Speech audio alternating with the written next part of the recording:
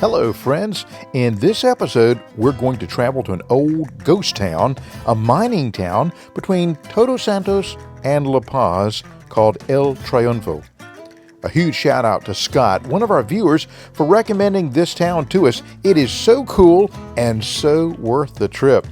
There are actually around 300 people who live in El Triunfo today. Many of these are involved with tourism, shops, and restaurants here in what was once a huge booming gold and silver mining operation. While we're still on the road, before we get to El Triunfo, hit that like button and also subscribe if you haven't already done so that you'll know when we have upcoming videos. All right, let's get back on the road.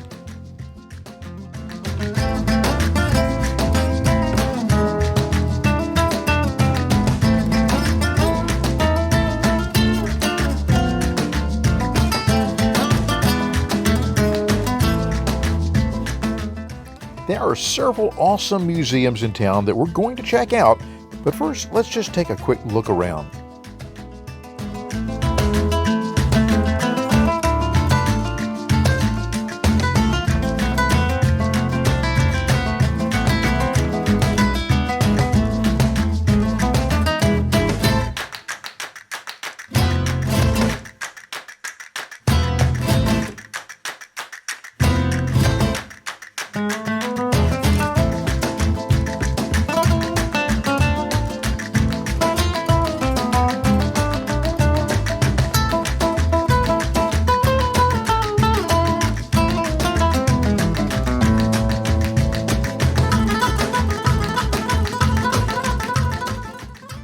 During the second half of the 19th century, many North American companies started to extract gold and silver in El Triunfo.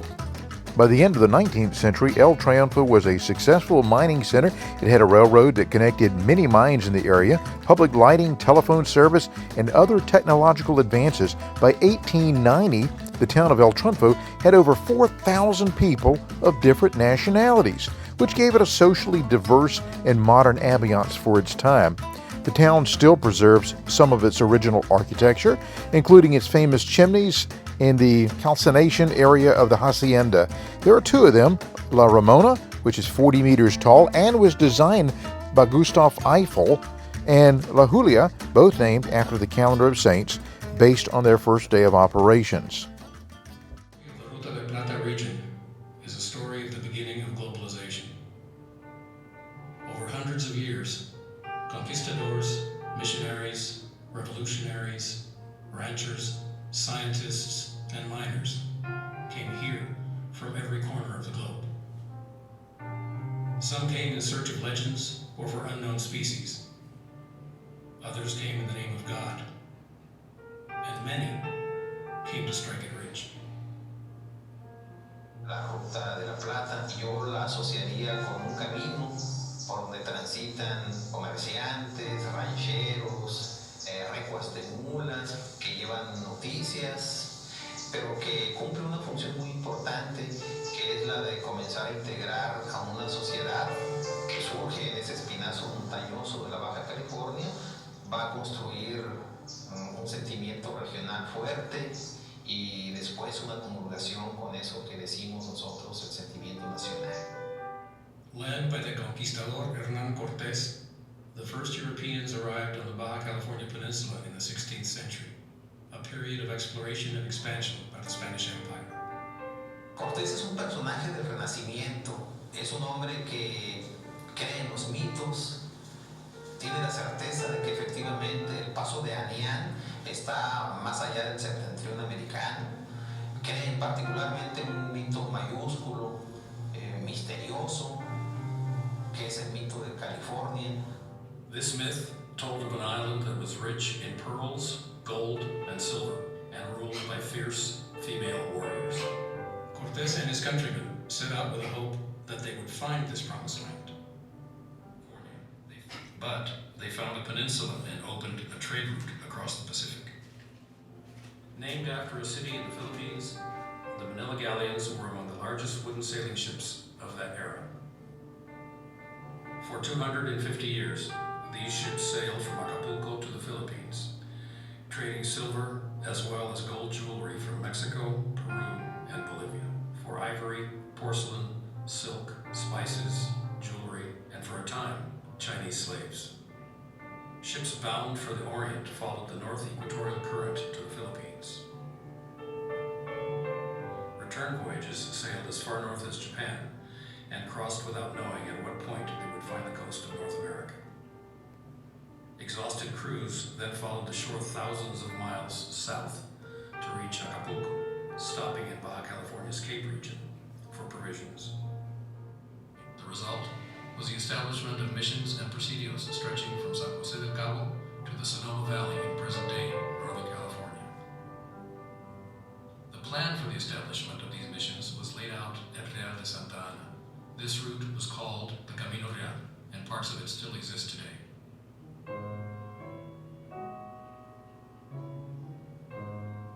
Manuel de Ocio was Baja California's first entrepreneur, who originally came as a soldier assigned to guard missions. Cuando él estaba destacado en la misión de San Ignacio, le llegaron noticias de que había una playa cuajada de ostras perleras.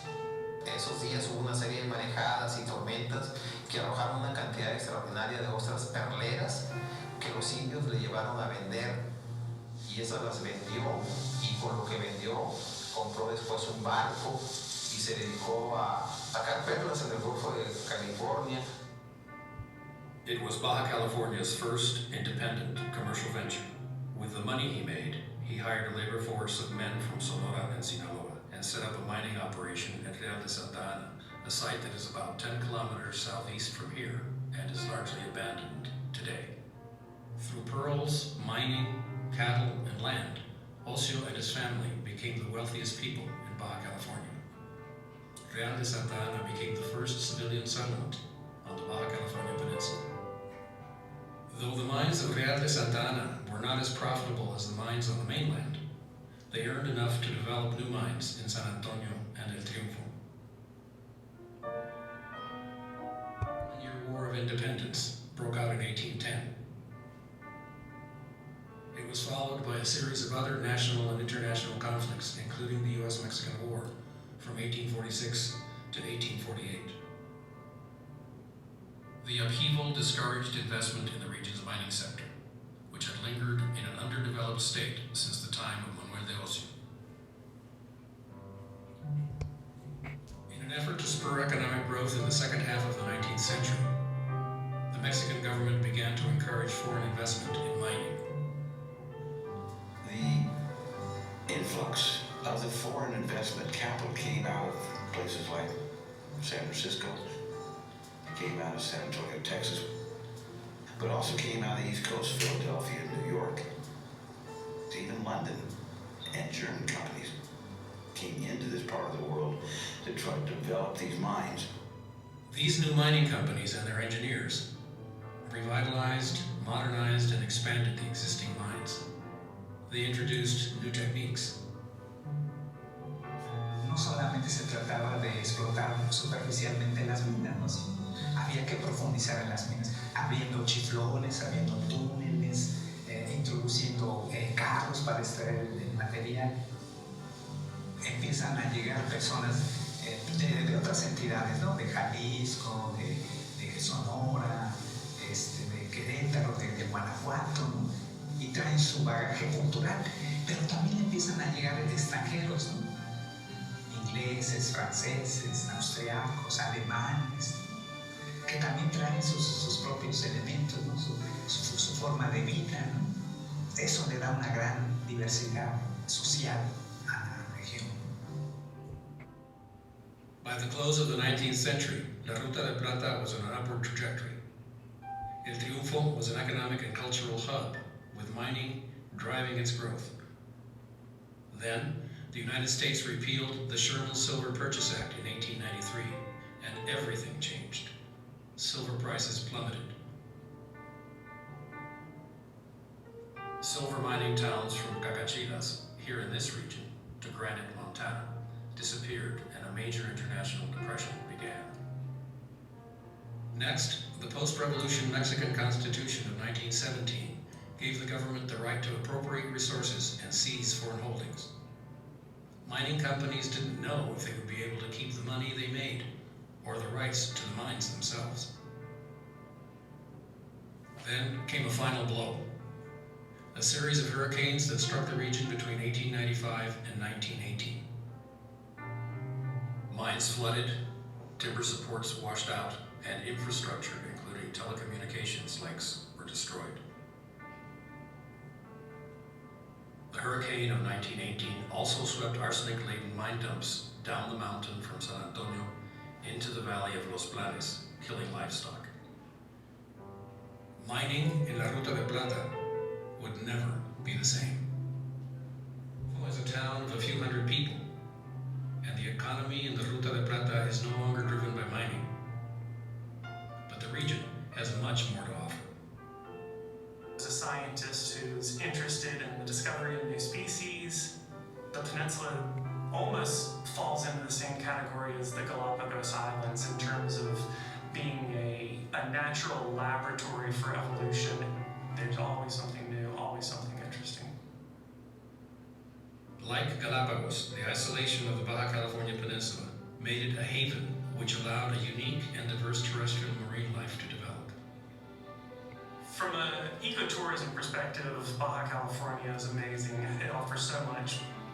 If you're really into ocean life, whale watching or snorkeling or scuba diving, there's plenty of opportunities. If you're a birder, there's going to be birds that are on your life list that you can only see in the Sierra de la Laguna. If you're into insects or butterflies, then there's going to be things that you can only find there and only there.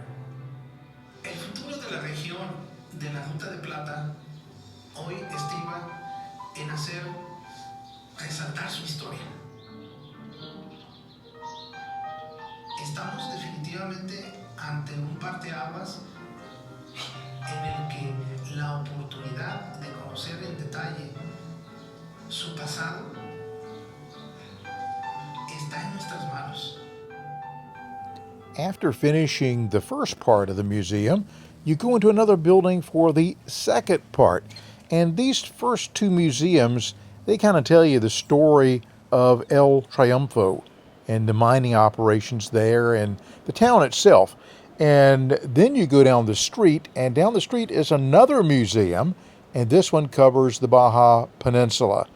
All three museums cost 150 pesos per person. So for three museums, you're doing it for about $8.75 US or $11.50 Canadian. So not a bad deal for three museums. In present-day El Rosaria, near El Triunfo, lies the historic settlement of Las Gallinas. Occupied since the mid-1700s, there torrential rain sometimes washed gold placers, water-transported gravel, down from the mountains into the local rivers and streams. This lucky phenomenon gave rise to the legend of Las Gallinas, or the hens. The story began with a woman who discovered an egg-shaped gold nugget while she was washing clothes in one of the streams. This prompted other local women to pan for their own golden eggs, washing the gravel from the bed of the stream in wooden bowls. We're in the back part of the museum, and Jenny and Renee found something. Let's find out what happens when they do this. I guess it's safe. Renee, you want to try that? See what it does? Jenny, you gonna do it? Oh my. I don't know if I would do that or not.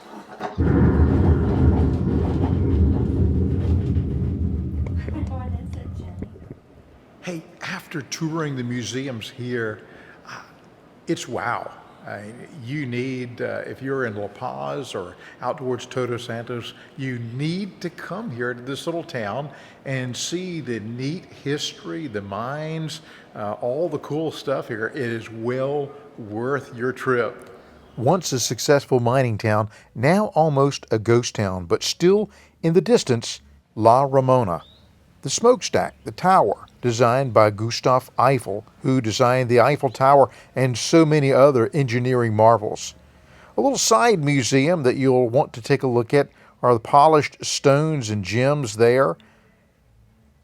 If the cases weren't locked, I'm afraid Renee might have gotten her a few pieces of jewelry. Santa Barbara, patron saint of miners, architects, gunners, construction workers, and those who work with explosives. Her feast day is celebrated on December 4th. There's a delicious restaurant here, and we'll come back in just a little bit and have an early dinner. But let's look around some more.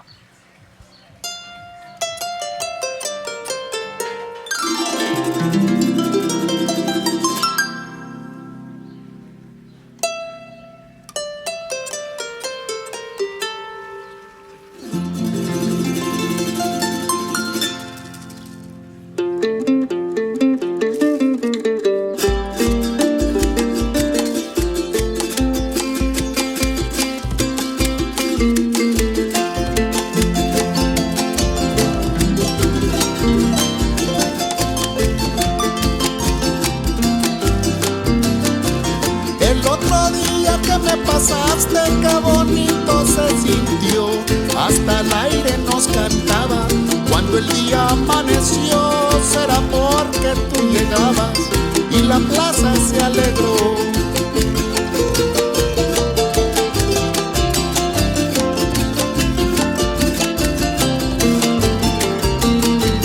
Sé que no esperabas verme y te vi muy sorprendida, pero pronto saludé, se te salió una sonrisa y yo con eso pregunté, ¿por qué llevas tanta prisa?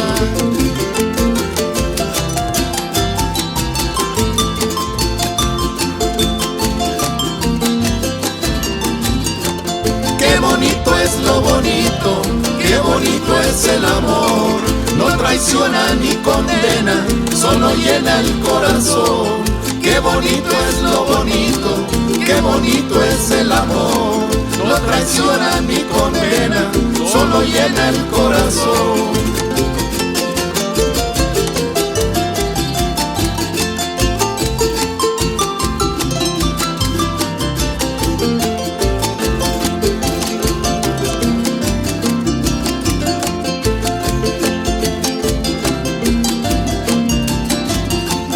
Se casa una amiga y por eso llevas flores, pues yo soy la encargada de tarimas y tacones. No quiero llegar muy tarde y perderme de los sones.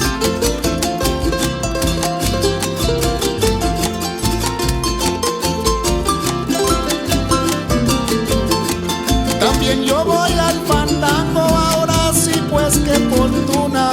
Me invitaron los cantores que le cantan a la luna. Y si ahora un verso canto. Van llegando los fieles a pie y también los jinetes. Vienen de esta misma localidad y de Ensenada Blanca, Ligüí, Puerto Agua Verde, Comondú, La Purísima, además de otros pequeños poblados y ranchos. Todos van a recibir la bendición para la cabalgata hasta la misión de San Javier, santo patrono de las Indias y misionero de la Compañía de Jesús, que en su labor evangelizadora recorre incontables lugares. Los vaqueros, rancheros y gente de la sierra lo honran montando a caballo, algo que llevan en la sangre como herencia y definición. Esta cabalgata es una tradición muy querida para ellos que provienen de gente piadosa, soldados de cuera, misioneros, indígenas evangelizados. ¿Qué hubieran hecho sus antepasados sin su fe en las noches más oscuras y solitarias? ¿O cuando simplemente no había agua? Ayer y hoy, la confirmación de sus creencias está en la continuidad de su forma de vida en esta tierra bella y agreste. Porque los vaqueros, rancheros y todos los descendientes de los pioneros de Baja California Sur no solamente sobrevivieron, vencieron la adversidad y se establecieron permanentemente.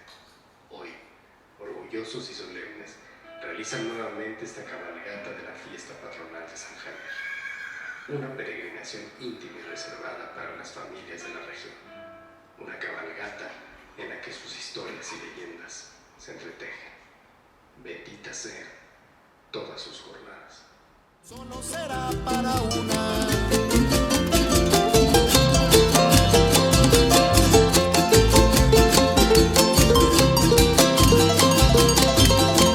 Qué bonito es lo bonito, qué bonito es el amor. No traiciona ni condena, solo llena el corazón. Qué bonito es lo bonito, qué bonito es el amor. No traiciona ni condena, solo solo llena el corazón.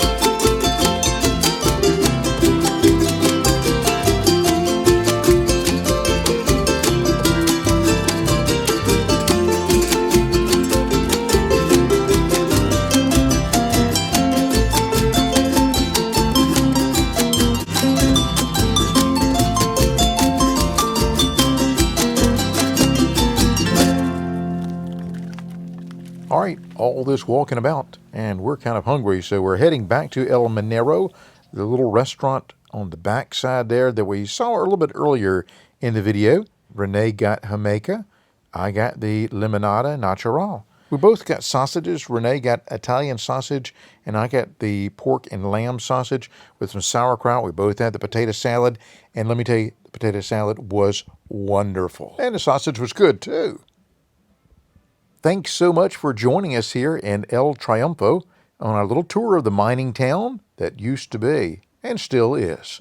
We appreciate you joining us on the journey. Hey, don't forget we have another channel called Take a Breath. Please go to the link in the description section. Go check it out and subscribe. We appreciate you helping us to grow this channel. Dios te bendiga, mi amigos.